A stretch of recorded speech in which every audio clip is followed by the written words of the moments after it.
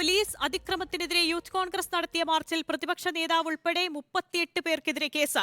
VD. Satheesan 1-ാം പ്രതി, ഷാഫി പറമ്പിൽ, രാഹുൽ മാങ്കൂട്ടത്തിൽ എന്നിവർ 2-3 പ്രതികളാണ്. പൊതുമുതൽ നശിപ്പിച്ചതുൾപ്പെടെയുള്ള ജാമ്യമില്ലാ കുറ്റം ചുമത്തിയാണ് കേസെടുത്തിരിക്കുന്നത്. എഫ്ഐആറിന്റെ പകർപ്പ് റിപ്പോർട്ടർ ലഭിച്ചു. അഞ്ജു ജയപ്രകാശ് ഉണ്ട് കൂടുതൽ വിവരങ്ങളുമായി. അഞ്ജു, ഇപ്പോൾ വി.ഡി. സതീശനെയും ചേർത്ത് 1-ാം പ്രതിയാക്കി ആണ് ഇപ്പോൾ കേസെടുത്തിരിക്കുന്നത്. കൂടുതൽ വിവരങ്ങൾ. ആര്യ, വി.ഡി. സതീശനെ 1-ാം പ്രതി ചേർത്തുകൊണ്ടാണ് ഇപ്പോൾ കന്റോൺമെന്റ് പോലീസ് കേസെടുത്തിരിക്കുന്നത്. ഷാഫി പറമ്പിലാണ് 2-ാം പ്രതി, വിൻസെന്റ് എം.എൽ.എ 3-ാം പ്രതിയും രാഹുൽ മാങ്കൂട്ടത്തിൽ 4-ാം പ്രതിയുമായിട്ടാണ് ഇരിക്കുന്നത്. കലാവാഹനത്തിനടക്കം കേസാണ് എടുത്തിരിക്കുന്നത്. കന്റോൺമെന്റ് സ്റ്റേഷനിൽ പ്രതി ചേർത്തത് 30 പേരെയാണ്. എഫ്ഐആറിന്റെ പകർപ്പ് റിപ്പോർട്ടർ ചാനലിന് ലഭിച്ചിട്ടുണ്ട്. നേരത്തെ തന്നെ വലിയ തരത്തിൽ സംഘർഷാവസ്ഥയായിരുന്നു സെക്രട്ടേറിയറ്റിന് മുമ്പിൽ നടന്നിട്ടുള്ള മാർച്ചിലുണ്ടായിരുന്നത്. ഇതിന്റെ ഭാഗമായിട്ട് വി.ഡി. സതീശനു, ഷാഫി പറമ്പിൽ ഉൾപ്പെടെയുള്ള നേതാക്കൾ വലിയ തരത്തിലുള്ള അണികൾക്ക് വലിയ തരത്തിലുള്ള ഈ മാർച്ചുമായി ബന്ധപ്പെട്ടിട്ട് വലിയ തരത്തിലുള്ള നിർദ്ദേശങ്ങൾ കൈമാറിയിട്ടുണ്ടായിരുന്നു. ഇതടക്കം കണക്കിലെടുത്തുകൊണ്ടാണ് കലാവാഹനത്തിനടക്കം പോലീസ് കേസെടുത്തിട്ടുണ്ടായിരുന്നത്. നേരത്തെ 8 പോലീസുകാർക്കടക്കം പരിക്കേറ്റിട്ടുണ്ടായിരുന്നു. പൊതുമുതൽ നശിപ്പിക്കൽ അടക്കമുള്ള വകുപ്പുകൾ ചേർത്താണ് കേസ് രജിസ്റ്റർ ചെയ്തിട്ടുള്ളത്.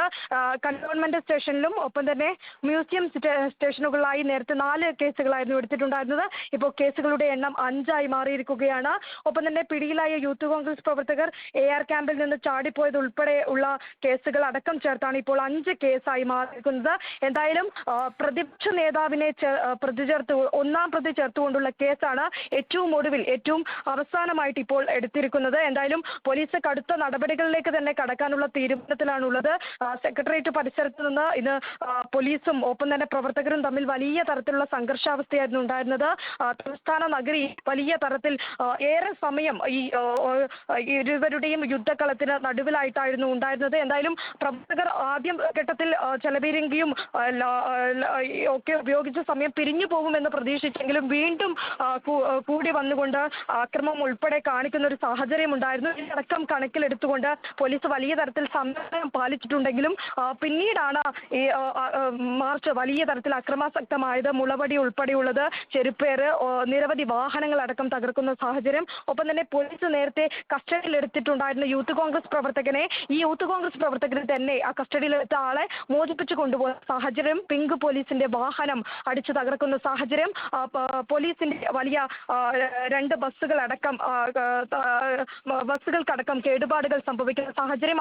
അതിൽ വലിയ തരത്തിൽ ഡ്യൂട്ടിക്ക്, അതായത് പോലീസുകാരന് നേരെ ആക്രമണം ഉണ്ടാകുന്നു. നേരത്തെ ഇവിടെ ഈ സംഘർഷാവസ്ഥയുടെ ഭാഗമായിട്ട് ഈ യൂത്ത് കോൺഗ്രസ് പ്രവർത്തകരെ മാറ്റാൻ നിന്ന നമ്മുടെ കന്റോൺമെന്റ് SI ദിൽജിത്ത്, ഒപ്പം തന്നെ പൂജപ്പുര SI റോജി, ഒപ്പം തന്നെ വനിതാ സെല്ലിലെ SI, 4 വനിതാ പോലീസ് ഉദ്യോഗസ്ഥർ, ഇത്തരത്തിൽ നിരവധി പോലീസുകാർക്കാണ് മുഖത്തും തലയ്ക്കും കൈക്കും ഒക്കെ ആയിട്ട് പരിക്കേറ്റിട്ടുള്ളത്. ഇവരിരുവരും ജനറൽ ആശുപത്രിയിൽ ചികിത്സ തേടിയിട്ടുണ്ടായിരുന്നു. ശേഷം വീട്ടിലേക്ക് മടങ്ങുകയാണ് ഉണ്ടായിരുന്നത്. എന്തായാലും പ്രവർത്തകർക്കും, യൂത്ത് കോൺഗ്രസ് പ്രവർത്തകർക്കും വലിയ തരത്തിൽ പരിക്കേറ്റിട്ടുണ്ടായിരുന്നു ഈ മാർച്ചുമായി ബന്ധപ്പെട്ടിട്ടടക്കം.